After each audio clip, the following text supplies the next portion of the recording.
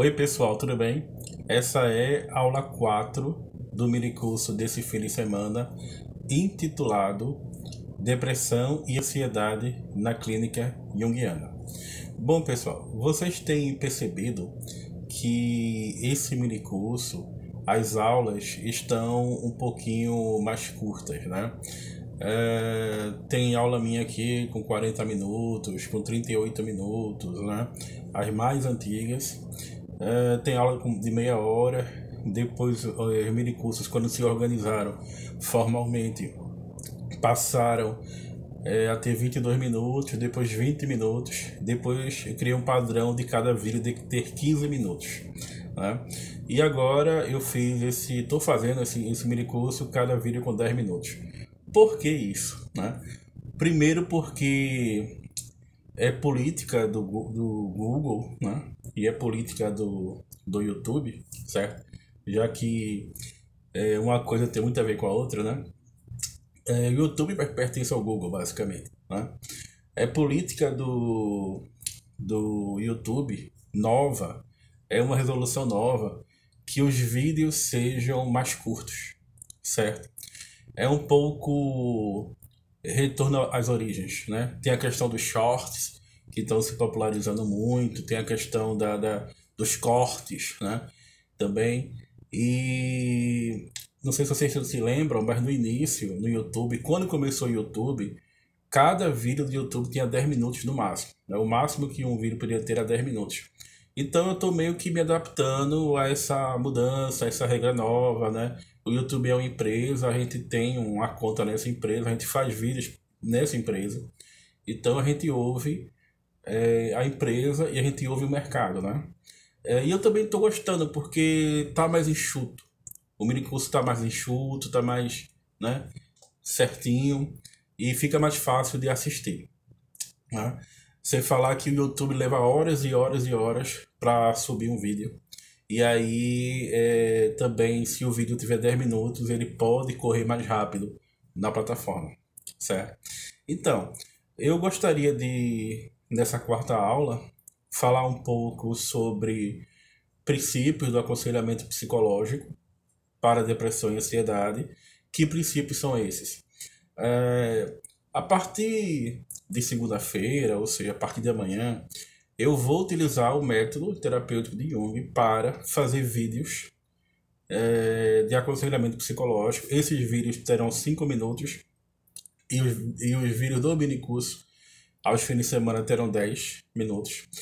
E o que eu vou fazer é o que o Jung fazia: observar o fenômeno, descrever o fenômeno e adequá-lo em termos de sentido, né? Ou seja, me colocar à escuta do sintoma, me colocar à escuta do fenômeno. Eu tenho entrevistado diariamente pessoas que sofrem com transtorno de ansiedade e de depressão, né? Por isso que eu falo, é praticamente uma etnografia, é praticamente uma pesquisa extraclínica para poder compreender a clínica, né? É uma atitude de pesquisador científico e a observação que eu faço diretamente dos casos clínicos que eu percebo aqui na minha clínica, no meu ambiente de trabalho. Então é basicamente isso.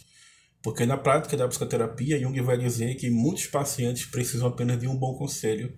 E aí a gente encontra o fator eficaz, que é aquele gesto do analista que faz com que o paciente saia o mais rápido possível do seu estado de estagnação neurótica. Então contem comigo e contem com esses aconselhamentos diários sobre depressão e sobre ansiedade, e contem com os minicursos no fim de semana, cada vez mais enxutos, né? E cada vez mais fácil de assistir, cada vez mais dinâmico, tá? Então, eu falei um pouco sobre a relação entre os tipos psicológicos e a depressão e a ansiedade. Eu não tenho nenhuma regra geral sobre isso, até porque eu acho que não existem regras gerais, né? O individual não importa perante o genérico não importa perante o individual. É uma antinomia que o Jung praticou sempre e recomenda sempre pra gente. Mas eu acredito, pessoal, e aí eu sigo a Marie-Louise Wolfram, né? Que como a nossa função pensamento, olha que ato falha, porque a minha função é a função pensamento introvertido, certo? como a nossa função mais adaptada, que pode ser função pensamento, que pode ser função sentimento, sensação, intuição, é aquela que faz com que nós agimos no mundo de forma mais adaptável ou mais adaptada. A nossa função inferior é aquela função mais próxima do inconsciente e menos adaptada. A Marília Wolfram vai escrever páginas esplendorosas sobre como a função inferior age. E eu desconfio que o sujeito extrovertido tende a ter dificuldade ansiogênica, ou ansiedade, ou seja, ou a ter depressão quando se encontra com a sua função inferior do tipo introvertido. É por isso que o sujeito extrovertido, espontâneo, sociável, tende a deprimir quando está só, tende a ver a solidão como algo depressivo, quase que como uma espécie de luto. E o sujeito introvertido tende a ter dificuldades com metas e objetivos extrovertidos. Se você convidar um introvertido para ir para uma festa, ele vai pensar 1000 vezes antes de ir, né? E essa forma de direção da libido, por quê? Porque a atitude é um modelo geral de comportamento, certo? E o tipo é um modelo geral de atitude. E extroversão e introversão são as formas como nós dirigimos a nossa consciência do mundo, colocando a libido nas coisas, por meio da extroversão, ou tirando a libido das coisas e a guiando para um ponto mais subjetivo, ou seja, a introversão, sujeito introvertido. Então é isso, não devemos nos apegar a princípios gerais, mas existem sim alguns modelos de tipos psicológicos, existe uma relação entre transtornos e padrões coletivos de comportamento, embora não haja uma regra sobre isso. E eu gostaria, pessoal, de concluir esse curso falando um pouco sobre sincronicidade, porque o que é sincronicidade? Sincron, no tempo, cronos, no tempo, né? E aí, como eu falei na primeira aula, quando a libido flui em direção ao futuro para se libertar do estado de estagnação neurótica, ela encontra algo ansiogênico no futuro. Ela pode entrar no estado de ansiedade em relação ao futuro. Ou quando ela retroage, como é o caso do caso clínico que eu citei, do sonho de uma paciente minha na última aula, na aula 3, ele pode produzir depressão, ou seja, excesso de passado na alma.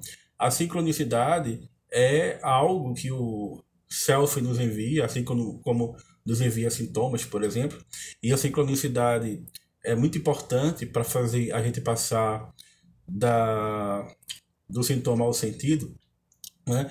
A sincronicidade parece ser um estado um momento de eternidade da alma, né? Um instante de eternidade da alma, porque durante a sincronicidade, passado, presente e futuro vão meio que formar um amálgama, vão meio que formar um sentido pleno, um sentido único. E isso é libertador, tanto do estado de ansiedade quanto do estado de depressão, tá? O fenômeno da sincronicidade ocorre numa relação espaço-tempo que não é tal qual foi pensada pela cosmologia tradicional, ou pela física mecanicista, ou pela física newtoniana, mas sim no espaço relativo ou no espaço relativístico, né? No espaço einsteiniano, ou seja, no espaço relativo de um tempo relativo, ou seja, o tempo deixa de ser absoluto e o espaço deixa de ser absoluto, também se torna um espaço relativo. E relativo a quê? Relativo a um sujeito, relativo a uma subjetividade, tá? E quando se torna relativo ao sujeito, esse sujeito produz espontaneamente uma inflexão psicológica que passa a atravessar o tecido cosmológico, o tecido do espaço e do tempo. É por isso que a ansiedade é uma forma de sofrimento em relação ao tempo. Na verdade, é uma doença de controle, é uma tentativa de controlar o tempo, é uma tentativa de controlar a própria vida. E a depressão, a ansiedade por enantiodromia pode gerar depressão. E quando o sujeito se encontra no estado depressivo, ele tende a desistir da própria vida, tá? Então, aguardem esses aconselhamentos psicológicos que eu vou fazer para vocês diariamente, né? É isso, pessoal. Recomendo esse mini curso para quem vocês achar que vão precisar deles e recomendo os aconselhamentos psicológicos para depressão e para ansiedade para as pessoas que vocês acharem que vão precisar. Curtam, dê like, escreva a sua opinião, escreva seus comentários, porque ajuda muito o canal. É isso, pessoal. Muito obrigado. Até segunda-feira, até amanhã, com os aconselhamentos psicológicos e até o próximo fim de semana com um minicurso novo, um minicurso inédito sobre a clínica junguiana. Abraço.